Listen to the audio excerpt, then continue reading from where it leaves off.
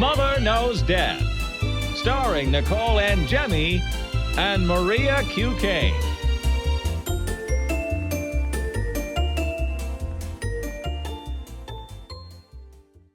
Hi, everyone. Welcome to Mother Knows Death. On today's episode, we are going to have the latest updates on the first couple of days of the Diddy trial and some new information that was released about Diddy Kohberger. Such a freaking creep. We will also get into an influencer who had sex-selective IVF, and she was surprised by our audience's reaction to that.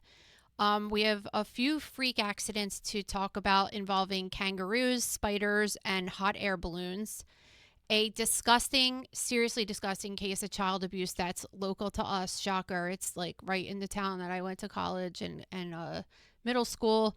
And a mother, this is a terrible story about a mother who is forced to keep her dead daughter alive because she was pregnant at the time she died. And because of these crazy abortion laws, she is not able to take her daughter off of life support. All that and more. There is just a lot of news going on this week, so bear with us. We're trying to cover the most important things, but it's a lot. So let's get started. Let's just do updates with Diddy, because, I mean, by next week, there's just going to be so much more, so keep you guys up to date. The trial's underway. I mean, I think jury selection took a little longer than they were anticipating, and we had reported that last week people were paying the line holders to secure their place in line. But the trial is fully underway now. Cassie's been testifying or on the stand all week, and she's pregnant, and I'm sure this is horrible for her to have to relive these terrible years of her life while she's also pregnant and going through all this stuff. Well, did you know that Diddy didn't want her to enter the courtroom in front of the jury being pregnant because they didn't want her to have sympathy for her?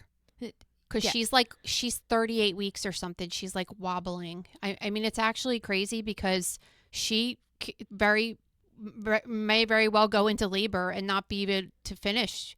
I mean, she's at the very end. Well, I'm sure she doesn't want to fucking be there either. Think about that. She does. I'm sure she doesn't, but at the same time, you do, because you want justice. So sometimes you go through a harder thing, but continue. Yeah. So, with this, we're seeing there's no cameras in the courtroom, so it's hard to know exactly what's going on because Court TV isn't playing it all day long. So we have to rely on reporters. Luckily, we are friends with Lauren, who's been in the courtroom and been reporting it. I thought it was crazy. She said there's so much talk of the baby oil, it's getting ridiculous. Well, I mean, it's a significant part of the case.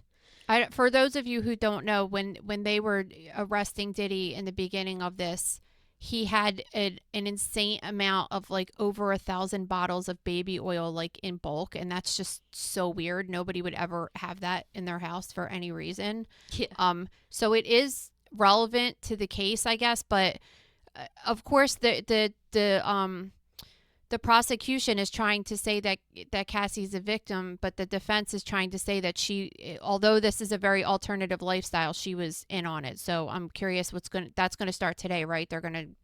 She's going to be examined by the defense. Yeah, and I saw an interesting post going around on Instagram yesterday that all these people are just commenting why didn't she leave, when there's literally a video circulating of her trying to leave and getting dragged back and beaten in a hallway. I just don't even know what people are thinking. Yeah, and that's just people who don't even have means. Any kind of people aren't with famous people, anything, or an abusive situation, and they don't leave.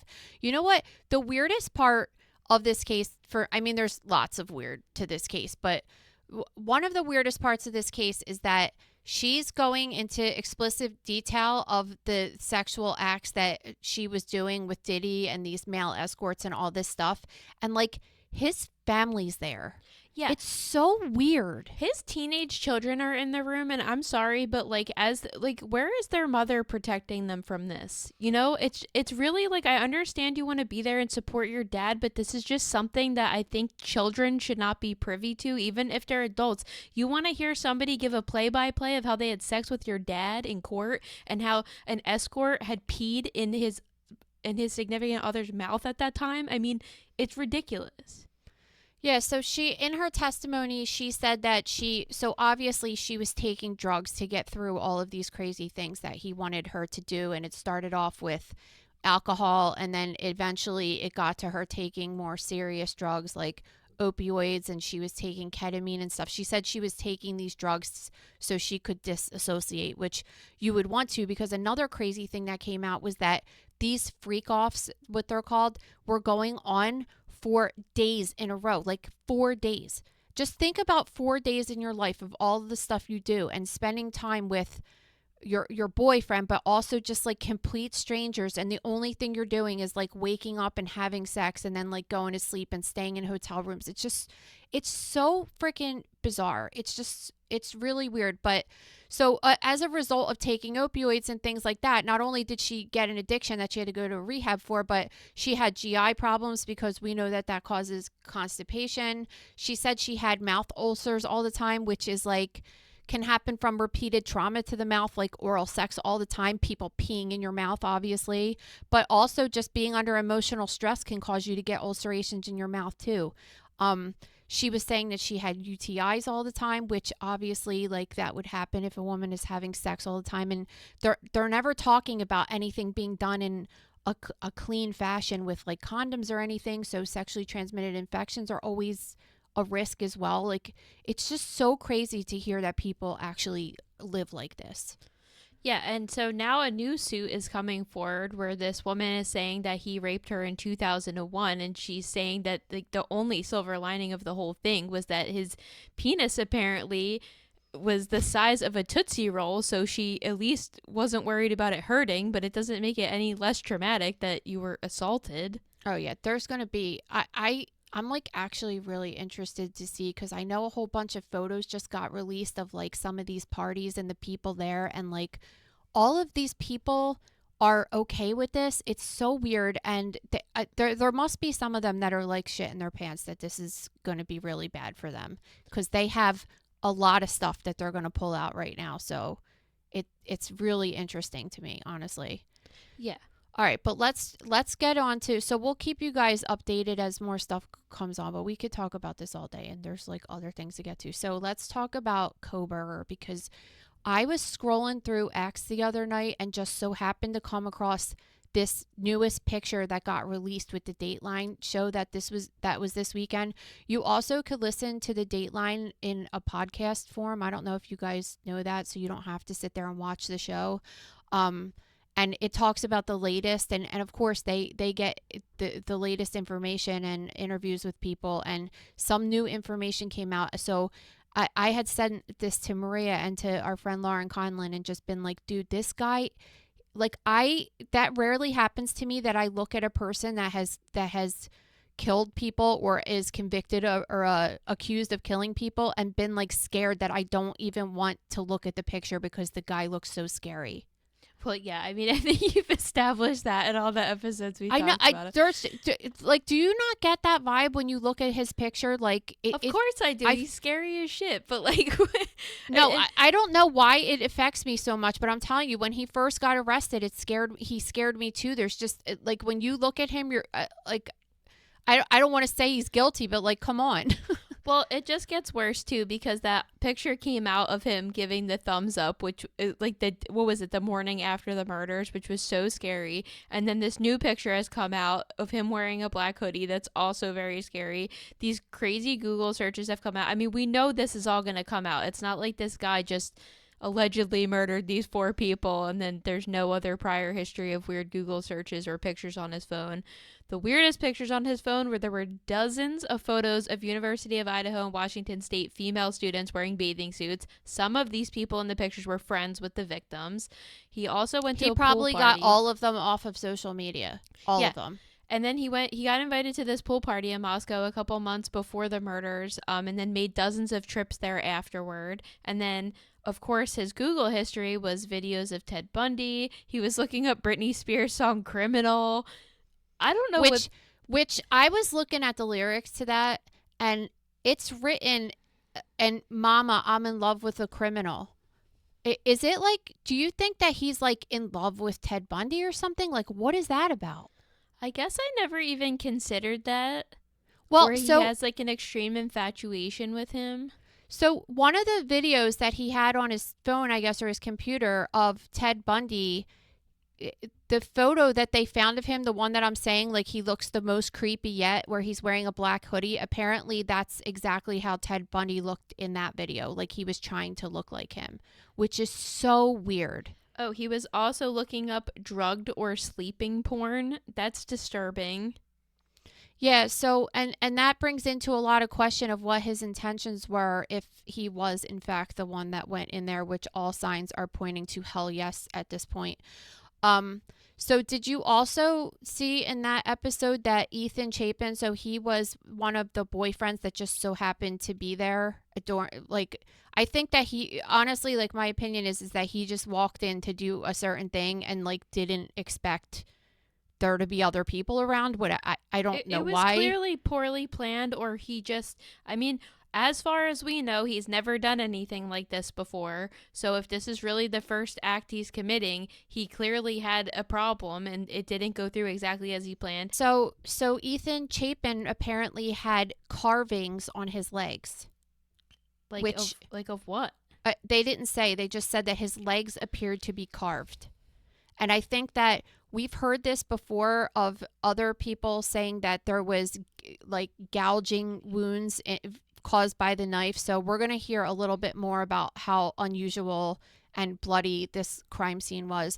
I believe that he likely, now that you're seeing that he was like looking up porn and stuff for drugged and sleeping, like maybe that was some kind of fantasy that he was trying to take out on one of the girls, and just he thought he was going to commit this perfect crime, and honestly maybe he didn't expect to encounter other people there and got into some kind of a, I mean, you have to think a bit, like he's stabbing 4 people. There had to be some kind of a struggle at some point with when one of them realized what was going on, and maybe that's when he dropped the knife sheath. And I just can't help but think how lucky that is in some situation, just because if he didn't drop that, I'm not quite sure where we would be with this investigation right now.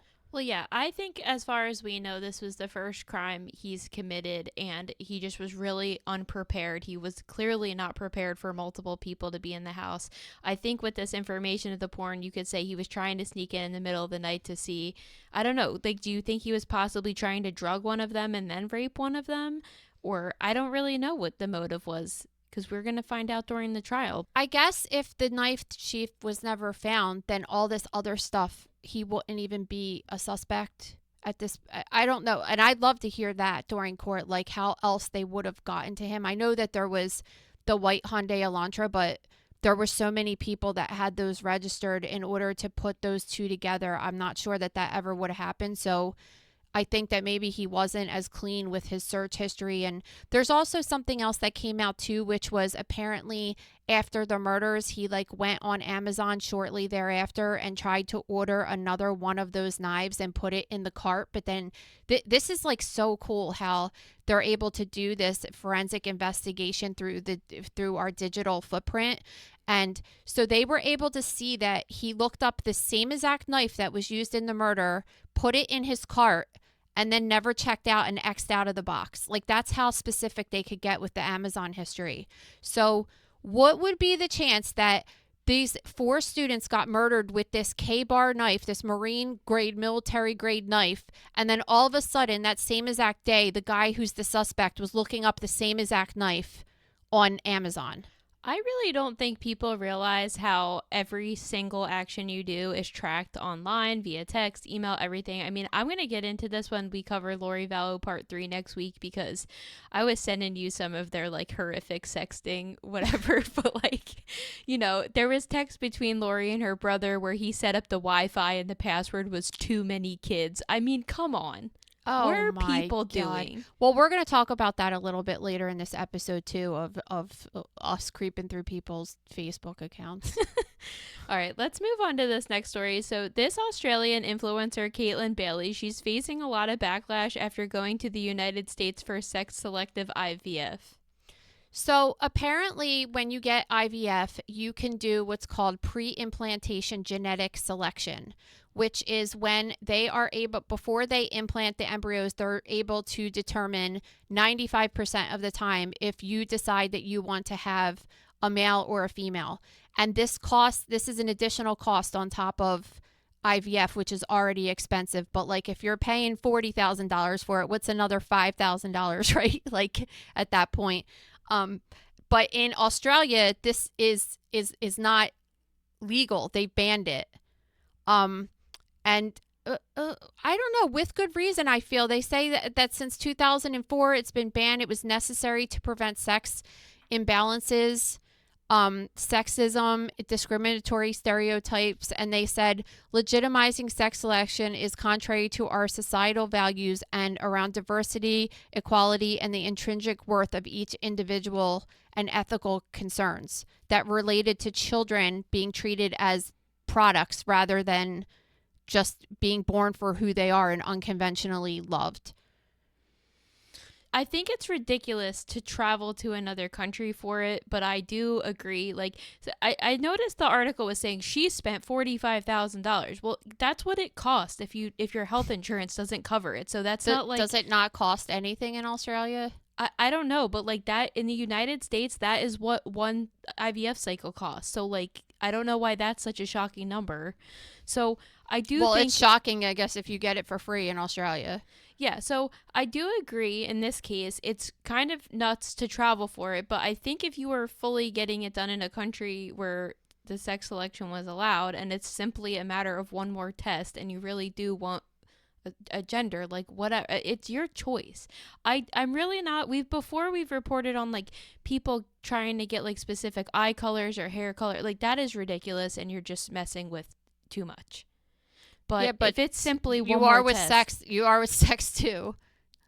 I mean, I don't know. I personally, like, it to me, it's irrelevant because not that many people in the grand scheme of things get IVF. So even if every single person picked their gender, it's not going to really skew like the balance of society that much.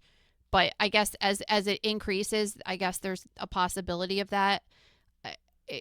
I mean, you could go as far as saying that with IVF in general, that you're doing something that, you know, like there's no line to be crossed. And if people want to do it, like whatever, I don't give a shit.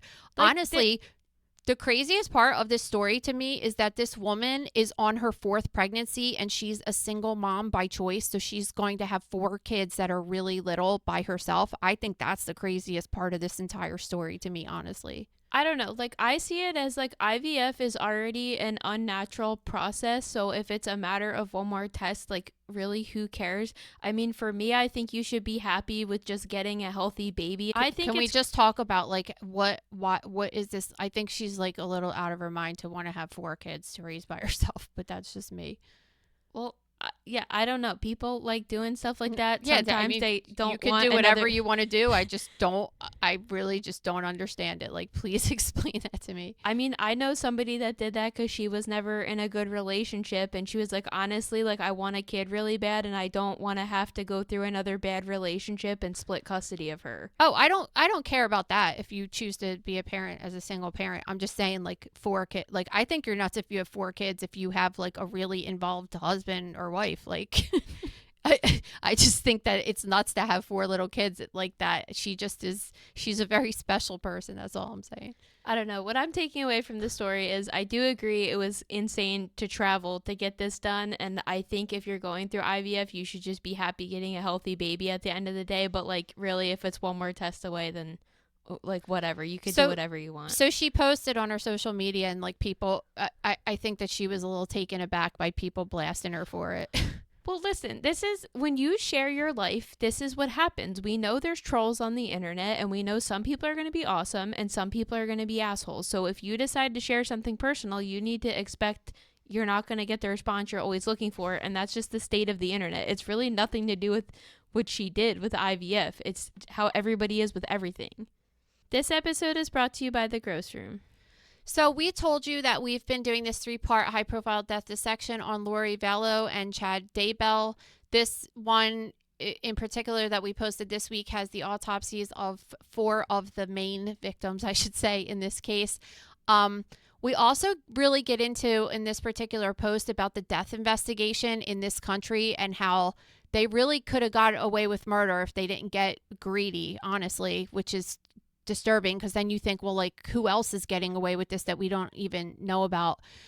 Yesterday, we have a new What Is It Wednesday. I told you guys that I post 4 photos, and 3 of the photos show different kinds of wounds and injuries, and you have to decide what caused it. And then one of them is a special effects makeup and is fake. And some of the special effects makeup are so good, it's really hard to tell if they're fake or not. So those people get like mad respect from me, honestly. Especially because they don't work in this field. It's like, it's really cool that they know how to make an injury look so real. We also have a case coming up this weekend about a person who had lead poisoning years after being shot. So that's really interesting. So stay tuned for that this weekend. Check out the Gross Room. Head over to thegrossroom.com now to sign up. All right, so this week we have a couple freak accidents. There was actually a ton of freak accidents, but we picked a couple that stand out the most. Yeah, first we have this guy who is in his 50s who was killed while sparring with a kangaroo at a petting zoo in South Carolina. So yeah, this was his brother's petting zoo, and he was known for going in there and like trying to fight the kangaroo, like thinking that was funny. And then all of a sudden that kangaroo took out a can of whoop ass and killed this dude. Like they have claws. They can make deep cuts. They have powerful kicks, and the guy had evidence of blunt trauma all over his body. So this thing like kicked this guy's ass. And kangaroos don't usually attack people unless they feel threatened. And there's just absolutely no reason a person should be like tormenting an animal like that. Yeah, and I was, of course, watching some videos of kangaroo attacks, and they stand up when they're fighting, and they can be anywhere on average from 5 to 6 feet tall, or some have been recorded as being 8 feet tall. Yeah, it's like getting in a fight with a strong dude. Like you're gonna get beat up. And he even did. Worse because the kicks are so bad. They're definitely more powerful. So, I mean, what's the saying? Play stupid games, win stupid prizes. Like, yes, a lot of people in the Gross Room lately have been saying like there should just be a category called like fuck around, find out. that literally, like, that's what happened here. This next one didn't really cause much injury, but it's kind of a funny story that's very relatable. Yeah, in Ohio, this woman crashed her car trying to get a spider, and she ended up breaking her wrist. So, I mean, how many times does that happen? Like, mine is like spiders I don't care about. Mine's like a mosquito. Like, I just do not want to get bit by a mosquito. And if I see one, I'm like freaking out so bad. And you definitely could see how this could happen. Yeah, spiders I'm not necessarily bothered by in the car, but flying bugs for sure. Because I'm like, I just don't want to touch in my face. I mean, thankfully, I've never had like a bee trapped in the car or anything like that. I feel like I would crash if there was a bee in the car, but I really rather get stung by a bee than a mosquito. I know that sounds so ridiculous, but like I rather feel pain than that annoying itch. It's just, I hate that feeling so bad. There's no itch worse than the no-see-ums. That stays on me for like 3 weeks. So unbearably itchy. Oh, they're those ones in Florida that like bite your ankles or whatever. Yeah, but they hit my ankles and my wrists. And it's so unbearable. Like, I can't even sleep. I'm putting the cream all over. It's not doing anything. It's horrible. Like, that's a personal form of torture for me.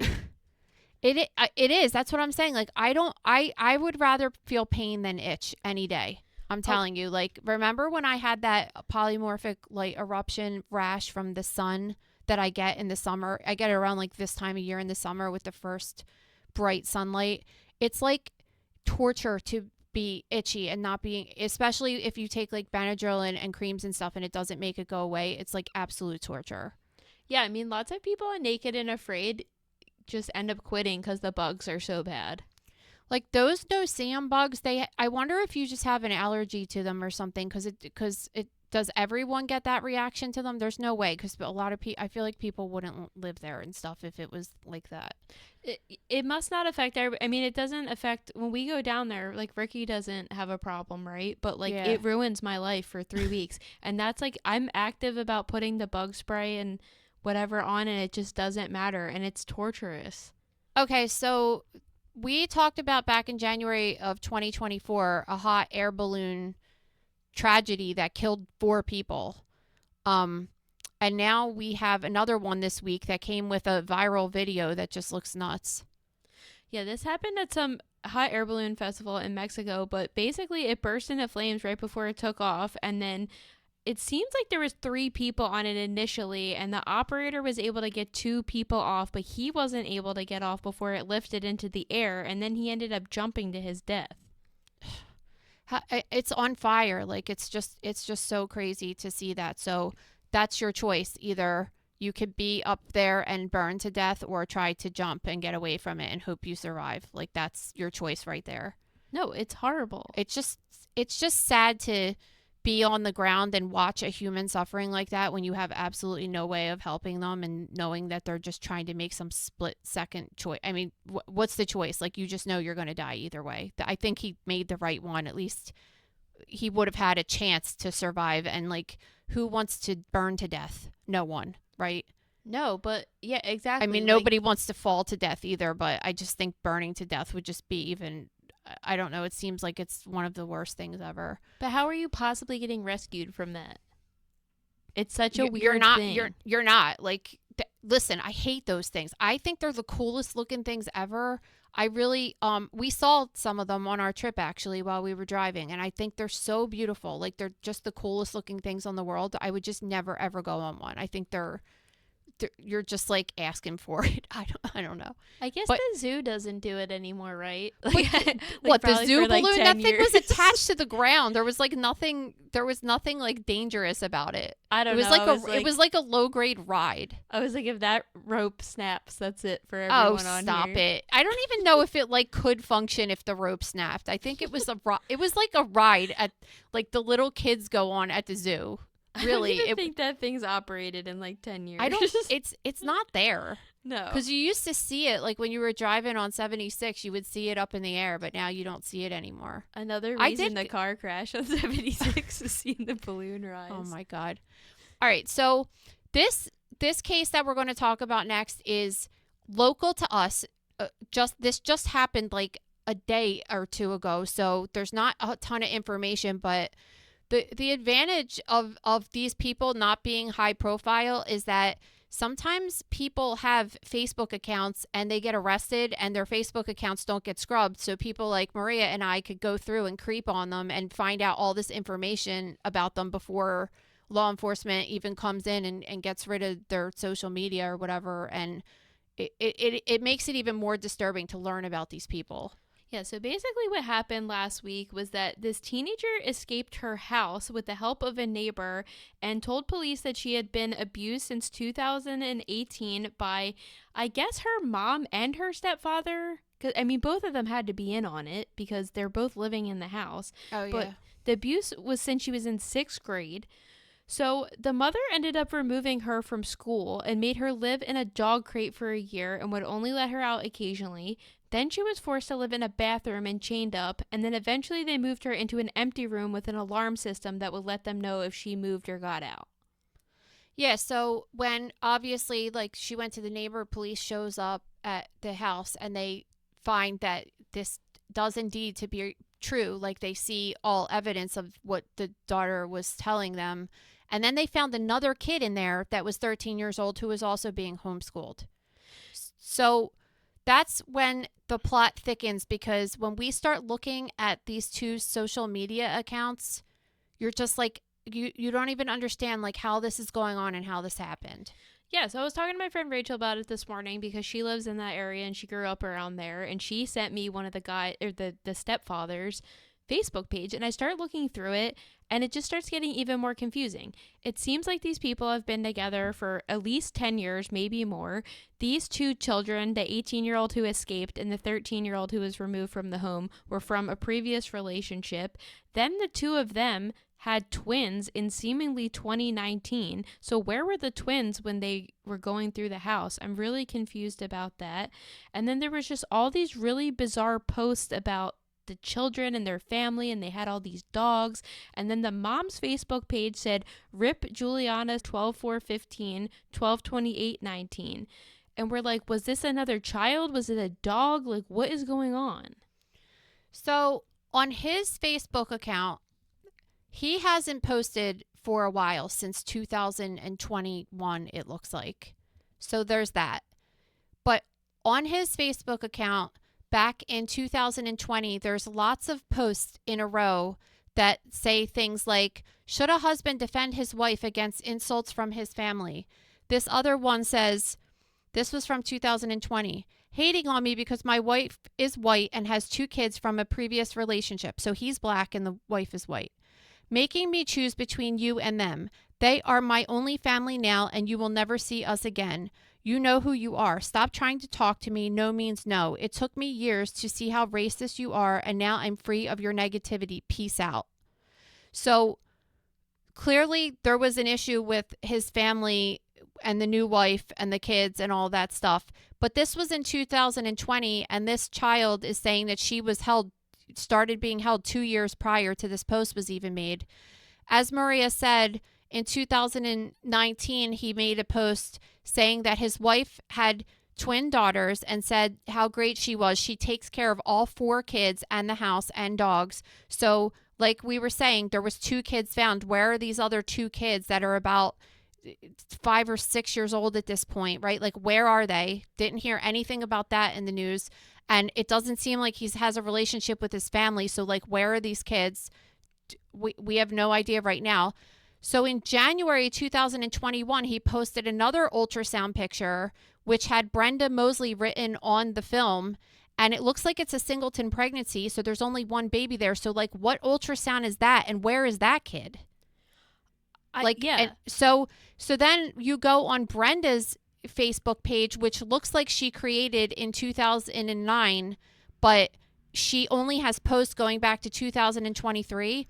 Well, I think sometimes just based on your settings, that's why not all of them are there. Like, I think if you were friends with her, all of her stuff would appear, but publicly only some appear. So there might be some in between, but we just can't see them. So for whatever I could see, all the way back to 2023, there is absolutely no evidence that she has children.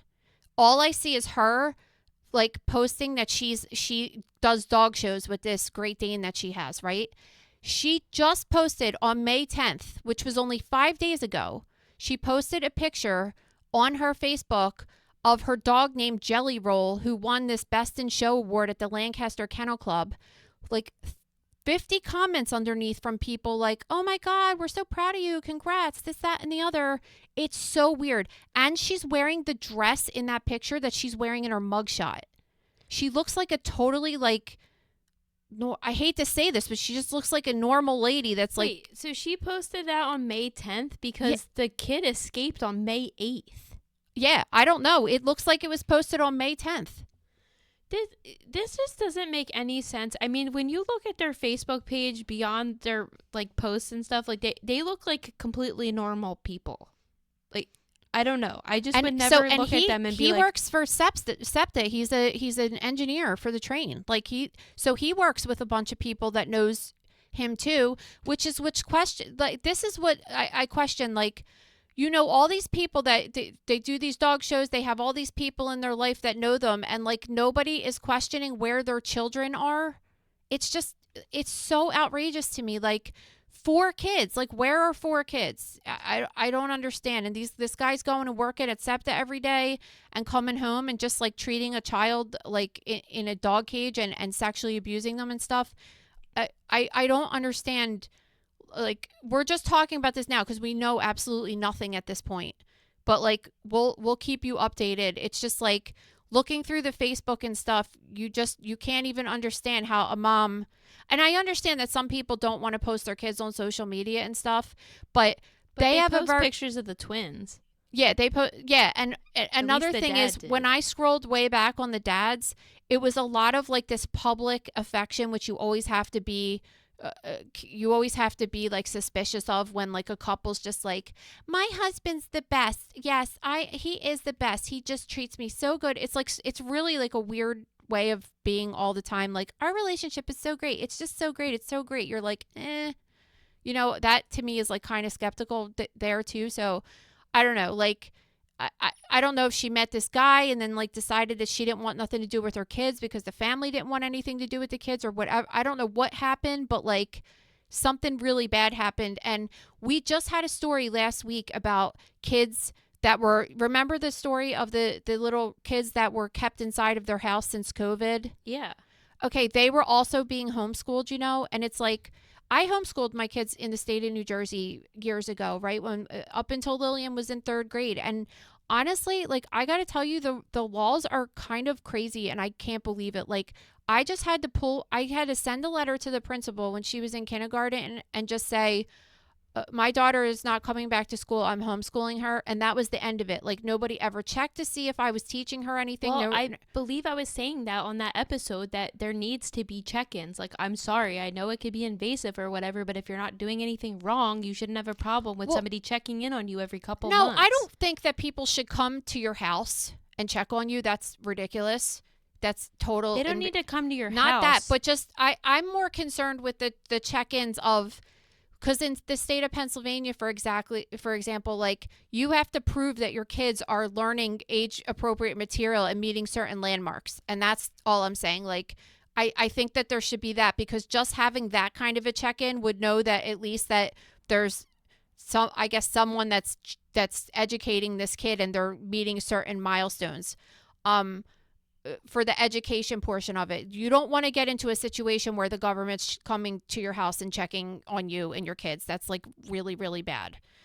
But, like, the thing is that these kids are homeschooled, and there's no documentation anywhere. Like, my local town doesn't even know that I ever put my kids back in school. It's like they just completely fell off the radar. And you're going to have people, like, I was always, okay, like, I want to give my kids more of an education that they would ever get at school. But, like, there's people that are just, like, letting their kids sit on the phone all day and not do anything. And I don't like that. Well, yeah. And this is the problem, because a lot of people use it to disguise abuse. Yeah. So we're there. That's where we're at right now with this. And like I said, January 2021, there was a fetus in an ultrasound picture. So, like, there's potentially a 5th kid too. We don't even know. Like, there's no comments under the picture.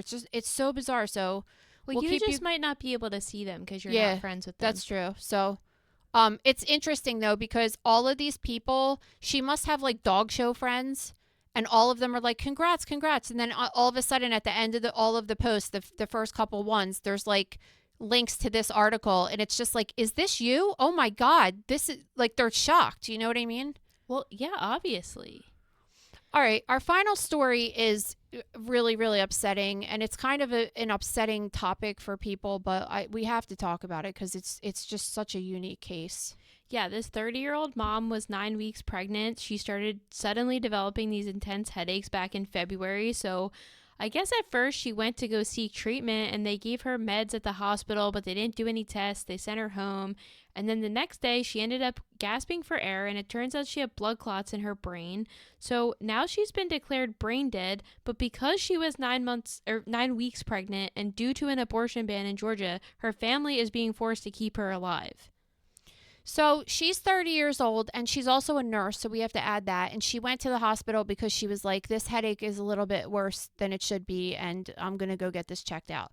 I don't know what happened there, but, like, oh, shocker, like, a woman goes and gets medical treatment and gets blown off as it being something stupid. Like, okay, right?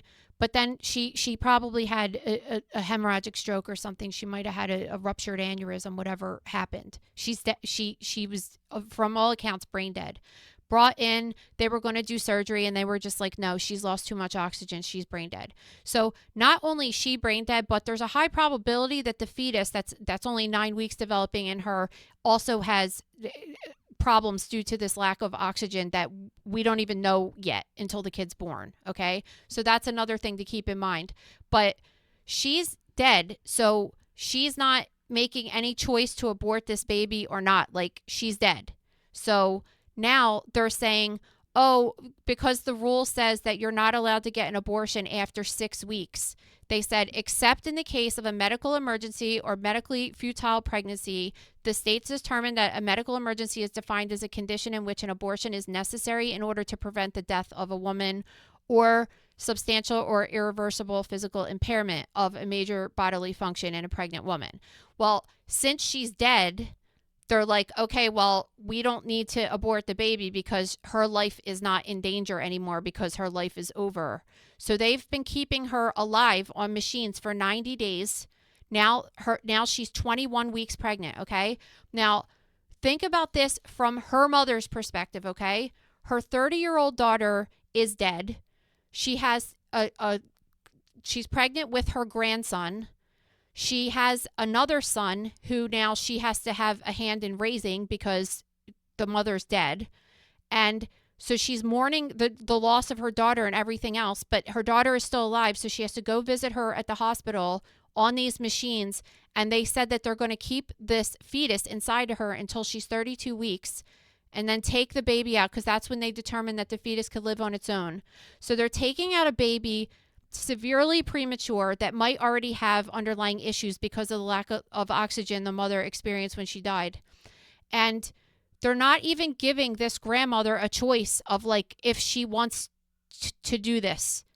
And it's like, it's just so weird because she's an old lady. She, you know, she's a grandmom. She might not want to take care of a special needs any baby, let alone a special needs baby. And this is kind of being induced on her against her will. And she had nothing to do with the choice of any of this. This is her daughter. Is there a possibility in the next 11 weeks that they're going to try to keep her body? Like, is there a possibility she could completely die in the next 11 weeks? Or that's not possible the way they have it set up? If they have it set up that she's getting her, if she's on life support, then no. I mean, I don't think so. Like, she could stay alive for a very long time on a machine like that. Like, that's not happening. I mean, this baby has already grown to 21 weeks and I don't know, like the grandmom has even said, I don't know what I would choose, but I don't like that I don't have a choice, because really this pregnancy was not her choice at all. Now the woman that is now, I don't know, because I didn't see anything about this in the article actually, which is interesting because the father technically still has a right to this baby, and she was with the father actively. They were in a relationship.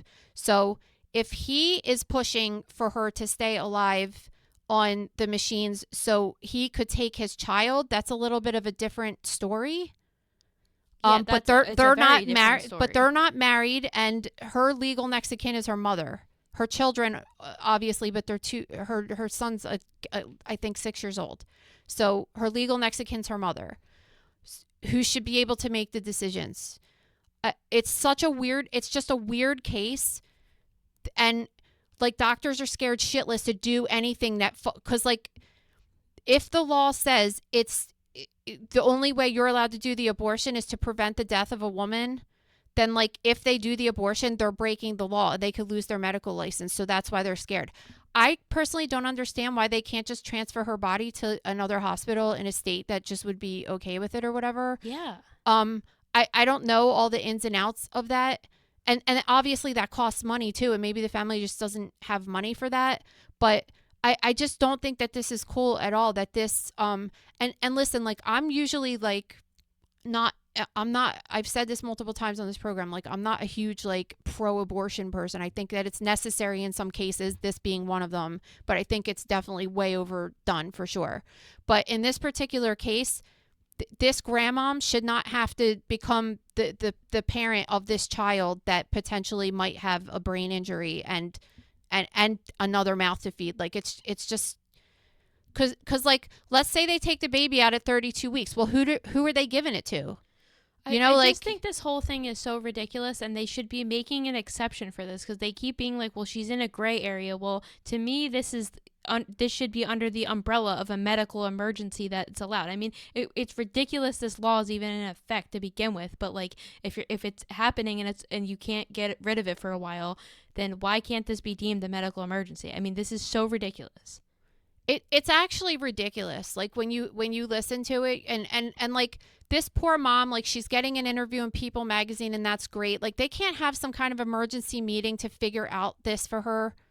I mean, like it's just so gross. And then you hear about these cases and you're just like, why does everybody have to be so extreme on either side? Like just be reasonable and normal and like, it's just like everything has to be like all one way or all another way instead of just being like in the middle zone that would work for most people. It's so weird. Well, it's like we're just no longer making like human choices, right? Like we were talking about this when that girl fainted on air.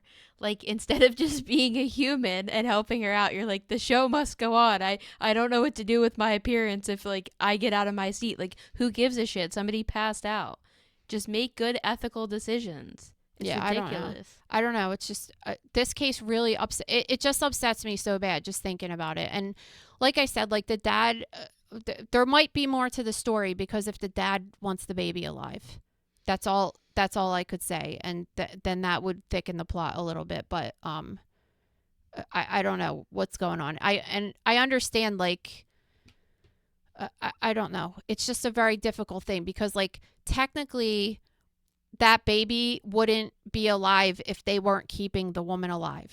She's not naturally alive. Like she's alive because she's on a machine. Well, she wasn't 38 weeks pregnant when the thing happened. Like she was very early. Yeah. So I don't know. It's just like it almost seems like some weird experiment that they're trying to do to see. Like I don't know. I just don't like it. I don't like any of it. It's just not cool. Well, on that note, thank you guys so much for tuning into today's episode. Please head over to Apple or Spotify and leave us a review. And as always, if you have a story for us, please submit it to stories@motherknowsdeath.com or send us a message on Instagram. And don't forget, every Friday, you could submit your questions for our Tuesday episode. Have a good weekend, guys. Thank you for listening to Mother Knows Death. As a reminder, my training is as a pathologist assistant. I have a master's level education and specialize in anatomy and pathology education. I am not a doctor and I have not diagnosed or treated anyone, dead or alive, without the assistance of a licensed medical doctor. This show, my website, and social media accounts are designed to educate and inform people based on my experience working in pathology so they can make healthier decisions regarding their life and well-being. Always remember that science is changing every day and the opinions expressed in this episode are based on my knowledge of those subjects at the time of publication. If you are having a medical problem, have a medical question, or are having a medical emergency, please contact your physician or visit an urgent care center, emergency room, or hospital. Please rate, review, and subscribe to Mother Knows Death on Apple, Spotify, YouTube, or anywhere you get podcasts. Thanks.